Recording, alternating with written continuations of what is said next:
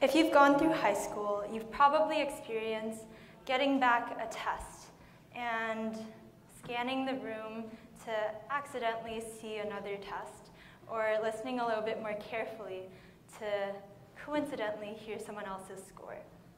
Or maybe you've been that person who really just doesn't care what others got, but someone still comes up and asks you, "How did you do?"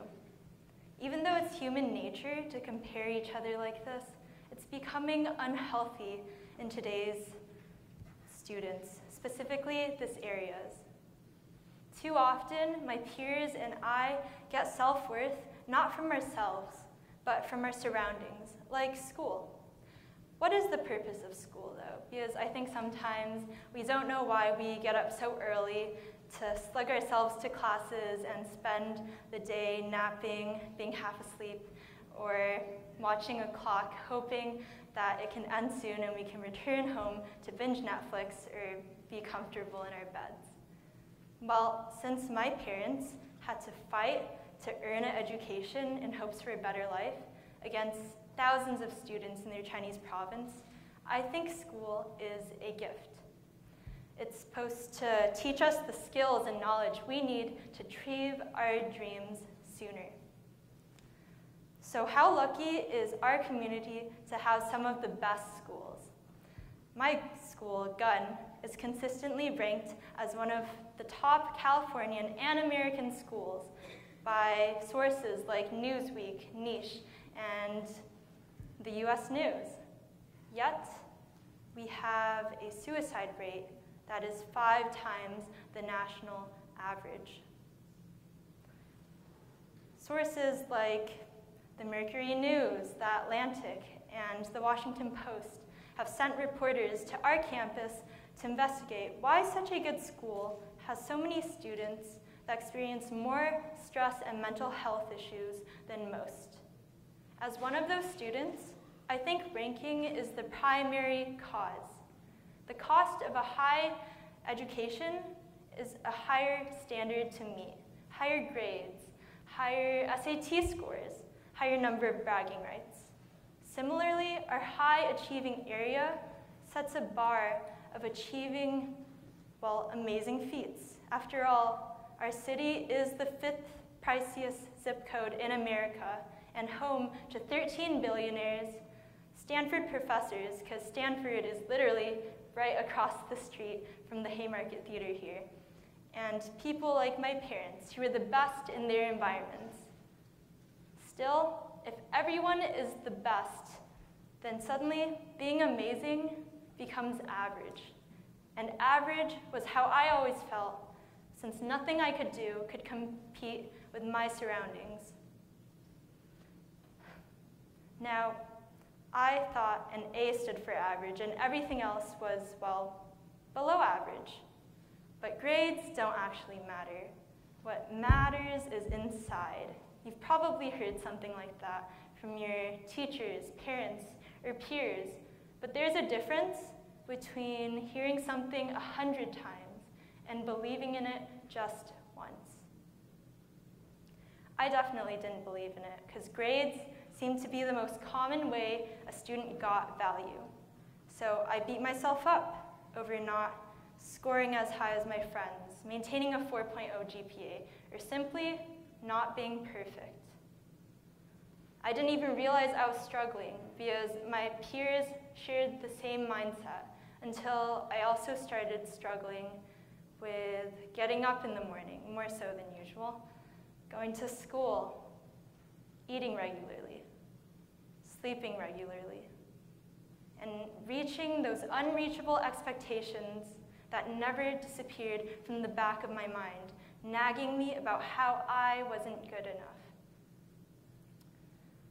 I knew that I was stuck and I needed help, but coming from a school known for suicides, I feared acknowledging that I might have mental illness meant labeling myself as that next train suicide and losing everything I had built my entire life, my relationships, my respect, and my self-esteem. For me, the hardest part of anything is taking that first step, whether it's running that first mile to get back in shape. Studying and starting for that assignment that I've conveniently forgotten about up until the day before it's due. Or even signing up to give a TED Talk on a controversial topic that I know will inevitably get some backlash. Still, if I don't make an effort to take that first step, open that conversation, and start that change, I can't expect my problems to miraculously disappear. And believe me, I wanted my problems to miraculously disappear. I hated how weak and self-pitying I had become, but I couldn't control my thoughts. So eventually, I got sick of it all and scared that the me everyone and I knew was dying out. So I grit my teeth, took that first step by opening up to others, and as cheesy as it is, my world changed. Through professional counseling, I learned to separate my expectations from my community's, and suddenly the guilt and disappointment lifted. Nevertheless, the more I talked about mental health, the more I realized it wasn't me that was abnormal and needed to change, but our culture. What do I mean by that, though? Well, let me give you an example. I have a friend who is considered a math nerd, even by this area's, or this Silicon Valley's, geeky standards. He took multivariable calculus in junior year and currently attends one of the most respected universities with the lowest acceptance rates in the world. When I asked him about our community's mental illness, I found out he had experienced being hospitalized for depression on several occasions. I knew him for 2 years before then and never would have guessed. Later, I found out that several nationally ranked students from Palo Alto had experienced self-harm, suicidal thoughts and attempts, and hospitalization. But similar to my math friend, most of the people who knew them, like me, couldn't see past their reputations as perfect geniuses and recognize they were just kids, suffering alone under this insane pressure until they broke. Now, I know that's hard to see past the glory of our surroundings, but ultimately, we are hurting each other by placing so much emphasis on being the same best acceptance rate, best scholarship, best letter of rejection for my school's wall of rejection, because yes, my high school has a wall dedicated to rejection letters from colleges, because we care that much, but I don't know anymore if we should. It's become unhealthy to try to be this perfect standard and place so much emphasis on prestige. A sad reminder of that is one of my favorite local supermarkets. I remember when I was 14 and I walked into the farmer's market carrying a shopping checklist with my mom. She told me I could cheat the list a little and add things that I wanted that day because it would probably close down soon. Outraged, I needed to know why, hoping that I could somehow prevent its closing. She told me that the manager, who sometimes waved at us and smiled by the cashier, had died in an accident. Being young and too curious for my own good, I wouldn't take that as an answer. So I nagged and nagged until I found out the accident was his son's suicide. His son was envied by everyone for his perfect GPA and perfect SAT scores. But when he got admitted into a University of California, instead of an Ivy League, he decided life wasn't worth living anymore. So he killed himself with gas and took his father's life too. At the time, I was just a freshman, and I didn't understand why, because I had not been a part of that culture. But then, as I am now, I was scared to face more losses like this, and the several suicides from my school that happened that year. Still, we have not taken that first step to address this culture of determining worth through rank. Just 2 months ago, I walked into class a week before finals, expecting everyone to be cramming like I needed to, except everyone was comparing notes on early college admissions. Who got in where? Who ranks higher than who? And who is successful? People judged my friends who they never talked to. My friends judged people who they didn't know existed until that class period, but didn't matter. What did matter was putting everyone on a neat low scale of comparison. How did she get in? She's not even that smart. How did he not get in? His GPA and SATs are so much better.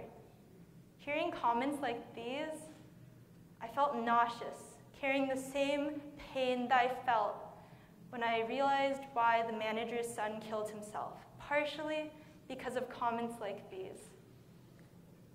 There's no need to put each other down to feel like our accomplishments are valued, just like others should not put us down for their happiness. Isn't that the same as bullying?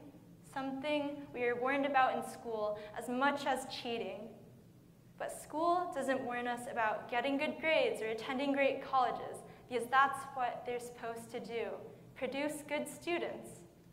And I'm not saying that they shouldn't produce students, it's just that sometimes at such an early, vulnerable stage in our life, we don't realize how much we are idolizing perfection to the point where it is more important than our own lives. When did these standardized measures stop helping us recognize our achievements and start making us hate ourselves?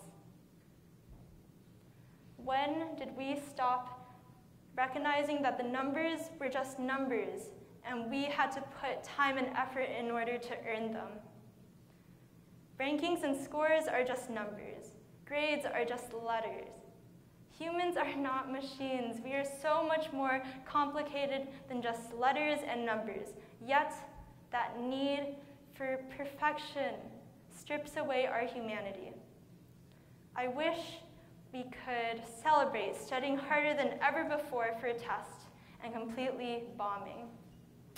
Or proofreading an essay so many times that we memorize several sentences by heart and get it back with more markups than original text.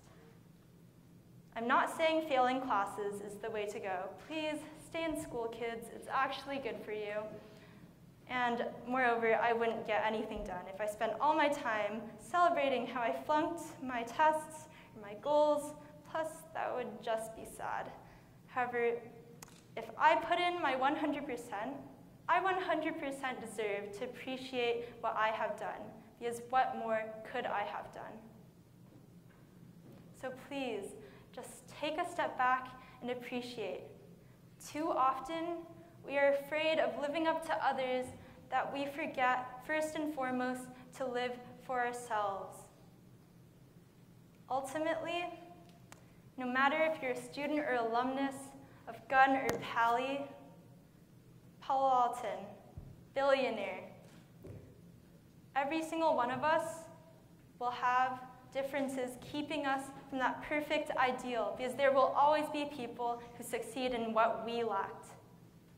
But those differences can be your strengths or your flaws. It's all up to you.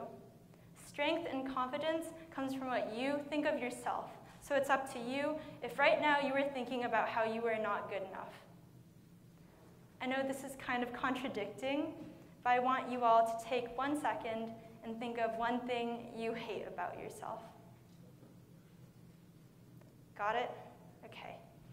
Now ask yourself, would I still dislike this part of me if there was no standard to compare to?